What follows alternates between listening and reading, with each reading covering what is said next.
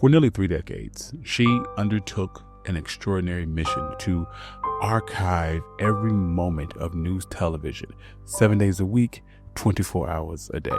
Her relentless dedication amassed an unparalleled collection of VHS tapes and preserved nearly 750,000 hours of footage.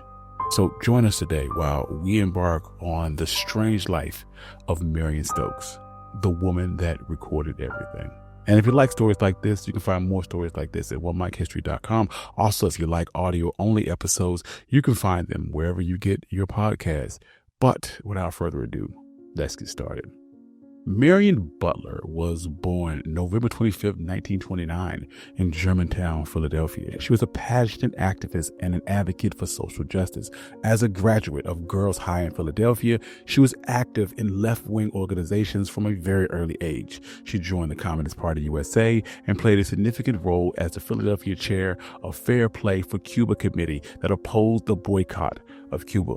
She was also involved in the civil rights movement and organized for the 1963 March on Washington for Jobs and Freedom by arranging 5 buses to transport people from Philadelphia to Washington, D.C. So by the early 60s, Marion and her first husband, Melvin Mielitz, attempted to defect to Cuba due to their political beliefs, but were unsuccessful after spending significant time in Mexico seeking a visa.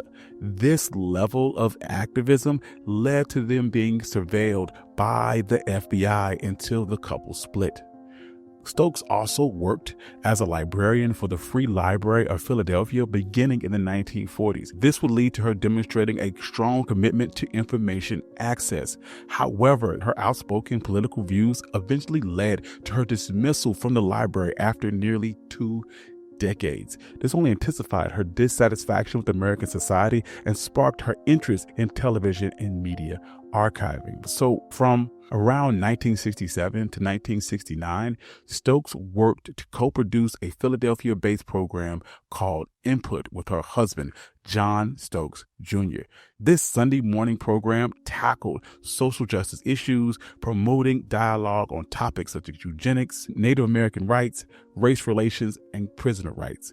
This program sought to bring together a diverse group of participants, including academics, community leaders, activists, scientists, and artists, fostering open discussion on pressing social matters.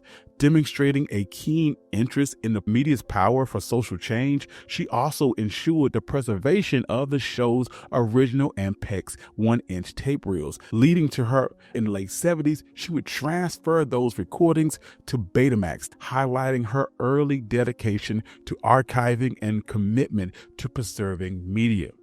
Marion Stokes' interest in archiving would explode during the 1979 Iranian hostage crisis, where she noticed discrepancies in the news reports and suspected of cover-ups, prompting her to record the broadcast to create an objective archive. Worried that networks were using tapes and losing vital information, she set out to provide a resource that allowed individuals to evaluate media without bias. This coincided with the 24-hour news cycle, and Marion recorded news broadcasts around the clock. Concerned about the media's influence to shape public opinion through selective storytelling, and a passionate advocate for preserving truth and empowering people to form their own informed opinions, she believed in the importance of questioning how information was presented by those in authority and was committed to ensuring public access to information for better decision-making. This led to her life's work involved in documenting television media extensively, recording, creating a comprehensive archive of content often discarded by television networks. This guerrilla archiving project recognized the historical value in maintaining a record of past broadcasts for future referencing to ensure that the truth remained accessible for everyone over long periods of time. Marion Stokes was also a very early investor in tech companies and would invest in Apple stock with capital from her in-laws while the company was still very new. She was supported by this investment and funded by her husband John Stokes' wealth. This allowed Marion Stokes to pursue her monumental project. She utilized up to 8 VCRs simultaneously to capture programming from major networks like CNN, Fox, and MSNBC, alongside local news, sitcoms, science documentaries, and talk shows. Her methods were precise. Tapes needed to be switched out every 6 hours, a task that was eventually trained to an assistant to manage. Stokes preferred analog recording to safeguard against interference, ensuring the integrity of the archive. Her operation was shrouded in secrecy, with tapes being delivered in trash bags to maintain confidentiality. Upon her passing, January 3rd, 2012, at 83 due to lung disease, Marion left behind an extraordinary legacy through her tireless project of recording television history. Her efforts culminated in a collection of 71,000 VHS and Betamax tapes, capturing over 800,000 hours of television footage spanning from around 1977 to 2012. These efforts filled 3 apartments and multiple storage units across 2 states.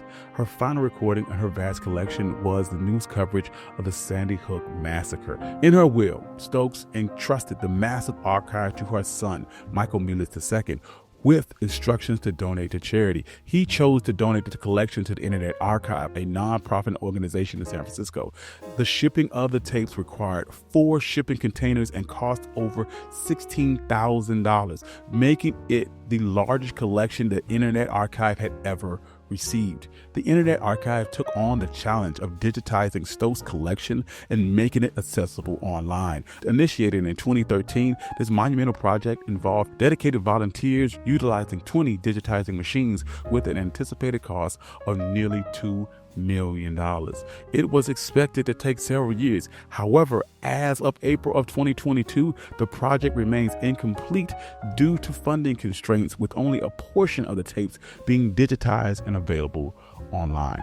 In the end, Marion Stokes' legacy is her extensive collection of nearly 750,000 hours of television broadcasts that spans over 3 decades. This guerrilla recording effort preserved a treasure trove of media that networks would typically just throw away.